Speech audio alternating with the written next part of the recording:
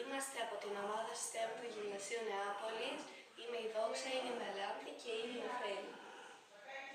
Κατασκευάσαμε τον ανιχνευτή αερίων που μπορεί να ανιχνεύει διάφορα αέρια όπως διοξείδιο του άνθρακα, οξυγόνο ή ακόμα και καπνό για να προστατεύσουμε κλειστούς χώρους, όπως για παράδειγμα την τάξη μας. Ο κώδικας του ανιχνευτή και εδώ πέρα είναι το κύκλωμα.